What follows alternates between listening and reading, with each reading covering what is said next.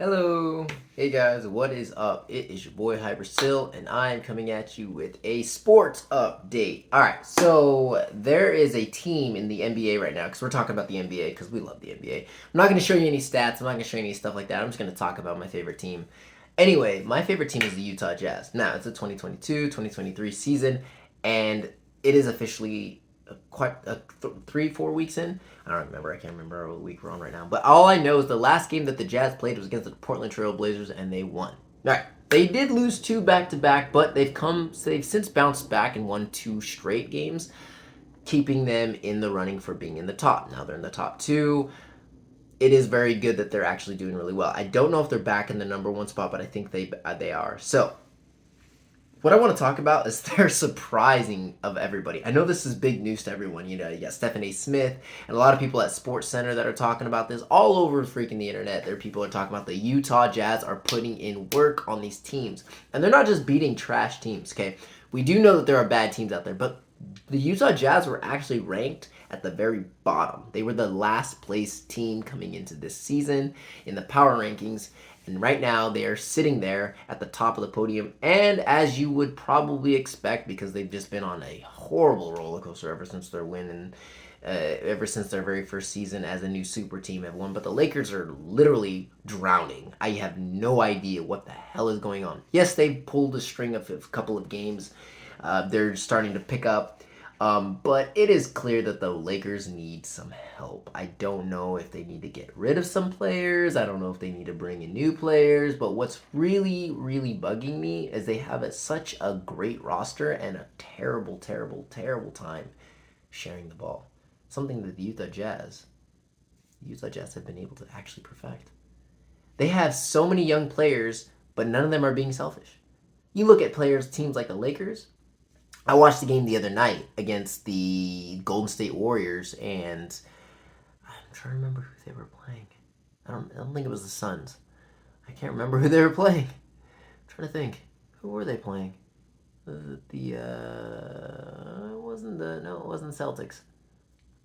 I can't remember. I think it was the Knicks. It was the Knicks, right? It was the Knicks. Okay, here's the thing, right? They were playing pretty freaking well. But I noticed even the Golden State Warriors didn't even move the ball like the Jazz did. It's kind of insane the way the Jazz move the ball around. During the regular season, if you watch the Jazz play, their ability to move the ball around the court is and confuse. Like they trap people in the middle of the the 3 point. Like they're in the center of the near the free throw line and stuff like that. Like near the post, right?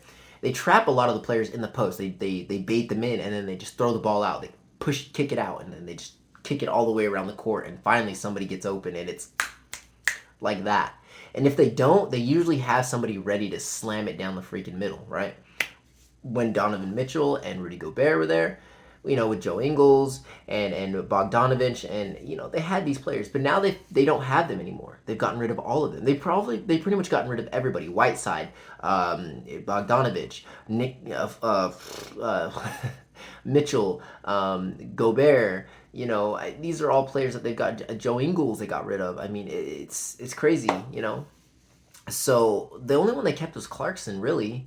I mean, they have a few others. Obviously, they kept, some players that they needed. But everybody pretty much it's pretty much a young team. They have a few veterans, but for the most part, they're pretty young. And they're doing an amazing job right now. It's kind of insane how they're playing. And the Jazz have just kind of shocked everyone. But what is their secret? What is it about the Jazz that is causing them to play so well, even against some of the best teams? Now, in my opinion, the games that they've lost have been against teams that actually have nobody on them. Like, they really have bad teams. And the teams that they've won against are all really good teams. Except they did lose against Dallas. I saw that game, and Dallas is a good team. But the Rockets, come on, man. The Rockets suck. And they lost against them. So, the Jazz aren't perfect. They're obviously making mistakes, and we know this. But we did expect them to lose a lot. They gained some, they got Saxton now, and it's crazy to think that with like some of these players that they brought in, like Bagley and things like that, and they got their new, I can't even say his name right. It's like Markin? I can't remember. I love the guy. 23 and 24. Both those two are doing really well. Clarkson's doing really well. I mean, these guys. It's Clarkson stepped up. I mean, he was a role player. Now he's a starter, and the Jazz aren't looking to get rid of him anytime soon. And he likes it generally in there in Utah. And I feel like, hey, if he wants to stay, he could be the Kobe Bryant of the Utah Jazz as long as he stays healthy and as long as he's staying consistent. I don't see any reason for him not to stay in Utah. But the thing is, what is going on with the Utah Jazz? Their coach, the players, it's like new everything, but still the same competitiveness has not left the Jazz. In fact, they're actually playing better than they did last season. It's kind of scary, to be honest with you. But I digress. The Utah Jazz have a formula. A lot of people don't know this, but they play fundamental basketball in a way that nobody else does. They've played this way for a long time now, and it does work in the regular season. In a best of 5 series and our best in games in a best of 5 series, it's a lot harder to pull something like that off. Best of 7, sorry. But yeah, the best of 5 series, it's hard. It's hard to you gotta win 4 straight games in a playoff match. It is very, very hard for the Jazz to win like that because let's say you play the Jazz and then you go and you play 3, 4, 5, 6, 7, 8, 9, 10 other teams, and then you play the Jazz again. By the time you get back to the Utah Jazz in the regular season, you forget about the way they play. You have to re-up on it. You have to, obviously coaches watch re-film tape and they know how.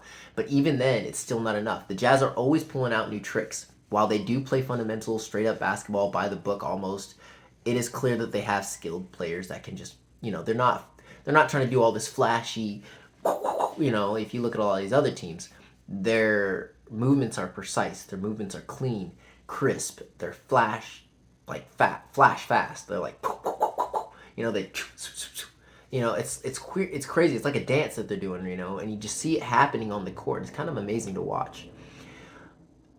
Now, I'm not saying that the Jazz are going to do well in the playoffs. I don't even know if they'll make it. They may actually just start falling off. It's still early in the season, and it's crazy that people think that the Jazz are going to do well consistently for a long stretch. Now, we don't know that that's going to happen, but we are, as a Jazz fan, I hope it's going to happen. But do they have the players that can pull it off? They have a young roster. They don't have a lot of stars, but we all know that you don't need superstars on your team to win a championship. The Detroit Pistons proved that a while back when they didn't have a single star on their team. It's only after they won a championship that those players on their team started to develop and become stars. And that was a long, long time ago. It was a long time ago back in the early 2000s. But a team like the Detroit Pistons, who were considered underdogs, ended up winning an NBA championship, and they did it without any stars on the team. They had all young players. They had misfits, role players, kind of like the Jazz's situation. And they started off just like the Jazz are playing. They started winning a lot of games early on, kind of fell off in the middle, came back at the end, and then had an amazing run in the playoffs, ended up going to the finals and pulling out a Cinderella story. So it happens, it's happened to the Sacramento Kings when they had Mike Bibby and things like that. It's not uncommon for teams that don't have a lot of superstars or any at all to pull out a win and do the unthinkable, right? But nowadays, where the NBA is a very much a three-point shooting contest pretty much, and if you can't shoot three-pointers, your team is going to lose. The Jazz have that firepower, but they don't have also the defense. See, back in the day in the early 90s and 80s, and it wasn't a three-point game. Nobody shot threes. Nobody cared about threes. It wasn't a three-point game. There was a time when it was a big man game. When Shaq ruled the court with Kobe, back then, it was a big man game. You had all big men, and they were the ones running the show, right? Give it to the big man, slam it down, run it back down. Big man try to slam it down, back and forth. Yao Ming, Shaq, Karl Malone, things like that. You had Greg Ostertag and all those people like that were just like boom, boom, boom. Big guys running the floor. That's how it was. It's now a 3-point competition. Everybody wants to be like Curry. I love Michael Jordan, but it's no longer like Mike. It's like Curry now. Everybody wants to shoot like him. Everybody wants to shoot like Harden. People want to be able to do that double step back and put it up, right? Double step back and put it up, right? Yeah, but that's not the way it is. It's not that simple. You've got to be a really good. You got to be really good under pressure. You got to be able to shoot like that. And the Jazz, they have Clarkson, right? We've obviously know they have quite a few shooters on their team. I do think that they're lacking depth on their in their bench now. That they don't have a lot of their star players, and that their bench players now had to step up. But they did gain some valuable pieces. I'm glad they actually got rid of uh, Brad. Oh my god, why do I never remember his name? He's like he went to the Lakers. I'm trying to remember. They traded him to them, and then they traded him away immediately. Uh, it starts with a B. I'm trying to remember. It's at the tip of my tongue, and it's crazy because I know his name. Um, it'll come back. I hope it'll come back to me. But they got some pieces, and oh my gosh, this is bothering me, guys. I actually do not like. I really have had a brain fart. It's Bradley. No, not Bradley. Beverly. Patrick Beverly. There we go. Goodness gracious. Patrick Beverly. Yeah, he's a tough player, right? The guy's known for being dirty though. He's a dirty player, as in he's a tough player. He draws a lot of fouls. He's very scrappy. All right, that doesn't make him a evil or bad guy. It's just he did not fit with the Utah Jazz, and they knew that. They needed to get rid of him immediately. But they got what they needed from that trade. You see, using Beverly and a few other players, they were able to get drafted. I think the Jazz actually, out of everybody during the offseason, literally won everything. They got so many unprotected draft picks. They got so many protected draft picks. They got so many first round draft picks for like the next quite a few years. I mean, the Jazz are set to put together a pretty strong team. Not to mention they threw away they pretty much got rid of all their stars, and so their cap their salary cap is like they got a lot of money to throw around. They got a lot of money to throw around because they have a ton of rookies and people who aren't qualified for that max cap. You know, they're not. I'm pretty sure like literally, you know, Clarkson's probably the most eligible person on that roster for you know, a cap, you know. So for a max salary, you know, a negotiation or contract, you know. So I mean, it's definitely going to be interesting to watch the Jazz this season. It's been very fun so far, but I can't wait to see if they can keep this up. You know, the momentum's going. You know, because eventually people are going to catch on to the Jazz, right? Well, we hope not, us Jazz fans, but who knows? They might just very well surprise you. And to be honest with you, I honestly am glad they got rid of Donovan Mitchell and Rudy Gobert. They weren't Jazz. They weren't Jazz. They weren't true Jazz. They weren't true Utah Jazz players. You know, they wanted out. He could have stayed. Donovan Mitchell could have stayed if he wanted to. We loved him there. People loved him in Utah. He was loved. Rudy Gobert was loved. These guys were loved. But they thought if they went somewhere else that they would be better off. I guarantee you the Cleveland Cavaliers are not going to win a championship while Donovan Mitchell is there. I am 100% sure that they will not win a championship even with Donovan Mitchell there. They're not. He's going to end up turning into like Westbrook. He had potential in the Oklahoma City Thunder. He left. He was the star of that team. They loved him there. I don't see any reason that he needed to leave. But now he's bounced from team to team to team, and now look where he's at. He's on a team that has everything, and yet nothing. And, you know, I do feel bad for Rudy Gobert and Donovan Mitchell. They went to two teams that didn't really have anybody. They don't have anybody. They didn't jump from a decent team to a good team or to even a great team. They both jumped from a good team, and Mitchell probably got the better end of the stick, but he jumped from a good team to an okay team. The team's now okay that he's on there. But before he was there, they weren't that great. Even with Kevin Love and even with the players that they have there, they were just okay. And the East is competitive too now. They've got a lot of competitive players and teams on the East Coast, so they'll definitely make the playoffs. That's for sure. I'm not saying that the Cleveland Cavaliers won't make the playoffs. I don't know if the Timberwolves will. I don't think the Timberwolves have the pool, even with Gobert, to make that happen. But the next free agents, I do think that if the Jazz wanted to, they could pull in some, big names if they wanted to. But they need to be careful because, as the Lakers have proven, just because you have star players doesn't mean you have a star caliber team, right? Everybody wants the ball. Yeah.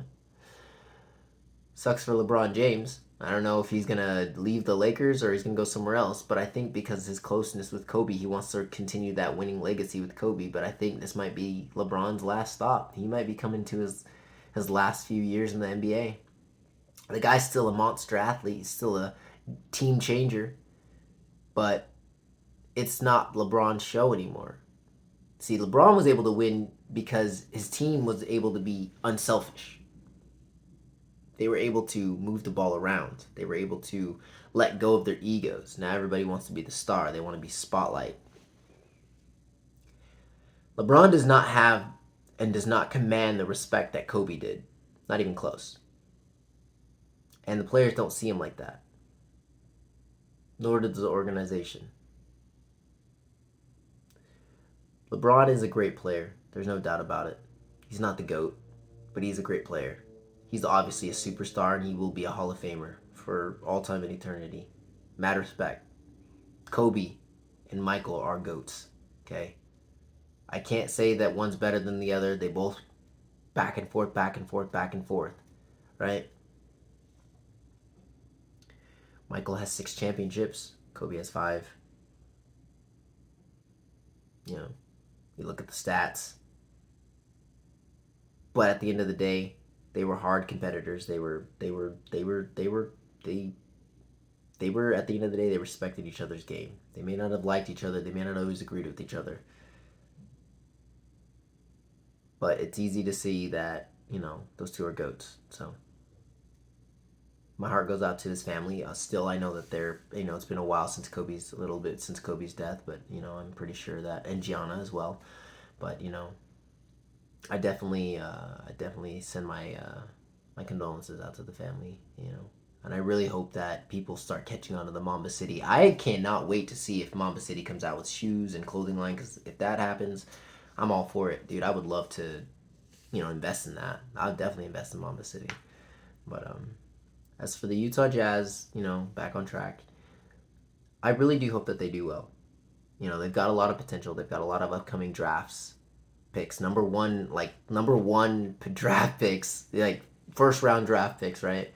It's insane that they had this many draft picks. So, with all of the talent coming out of the NCAA and all these up and coming rising stars that you see in the near future, I mean, you see these high school players that are seniors and that are just about to go to college and pretty soon about to be in the NBA. Jazz are going to get first pick at these guys.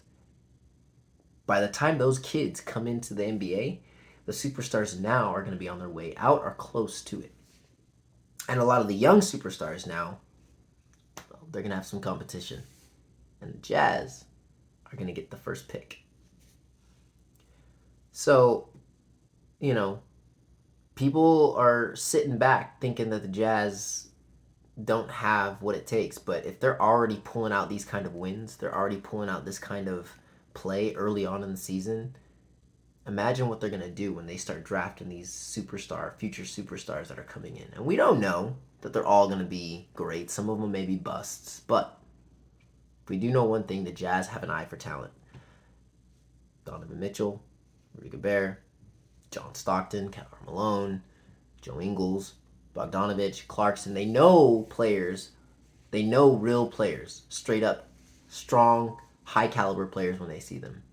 Now, the new owner is kind of a bonehead, but I'm sure that the scouts and everybody, the Jazz winning way will continue because they just do. I've never really seen the Jazz ever fail. Ever since I was born in 1991, and I started watching basketball when I was like 3 years old. The Utah Jazz have always been a winning team. I've never really seen them ever not make it. There have been small seasons where but the Jazz have been consistent. They've never really been in the middle of the pack. They've always been above the middle of the pack. It's very rare that they are in the middle of the pack at the end of a season. So for a team to be that consistent all the time, all they just need is a few pieces in the right place to set that puzzle, lock in, and when playoffs comes, they're going to start, you know, like I said, all they need is that, and it takes that draft pick. Curry, for instance, went to Golden State. Before Curry went to Golden State, they were a garbage team, but they put in the right pieces at the right time, and now look, they're champions again. So all we need to do is find that right mixture to make in the chemistry. We just find that right mixture, that right chemistry, those right players and those right pieces to make it all fit together. And then the Jazz will start winning championships. And I hope that I'm there in person to see the Jazz win their first championship. I really want to be there. It's going to be special. Special for the whole whole state of Utah. Utah gets so much hate all around the world, but a lot of people don't live there. They don't see what we see every single day. They just hear and they assume, And it is mostly because of the LDS Church, right? Not Mormons, LDS, Latter-day Saints. Got to give them the respect they deserve. No, they're not a cult. People think they're a cult. They're Christians. And if you think Christianity is a cult, well, then that's that. But Utah is a very, very good state. It's an amazing place to live. It's a beautiful state. I live in California right now, I don't know if you see my cover right there, but I'm in the Marine Corps, so I'm stationed right now in Cali, so I haven't been home for a while, but I do wish everybody, it's November, 20th, I believe, so I do wish everybody a very safe Thanksgiving trip. I know families are getting ready to travel across the United States. I myself am about getting ready to drive home to Utah. In a couple of days, I will be driving home. So I wish everybody the best Thanksgiving ever, and I hope you guys liked this video. Let me know your thoughts on the Utah Jazz and your favorite team and how they're doing. Let me know what you think about the Lakers too, because what's going on there, man? What's going on with the Lakers? And I would like to know your opinions on Rudy Gobert and Donovan Mitchell too. Do you think that they made a mistake? Do you think that their decision to leave the Jazz was a good one? Do you think they dodged a bullet? And how do you think that their transition to other teams is going to benefit their career or possibly ruin it? All right, guys. It's your boy Hypersil signing off. Hit that like and subscribe button down below, and I will see you next time. All right. Peace.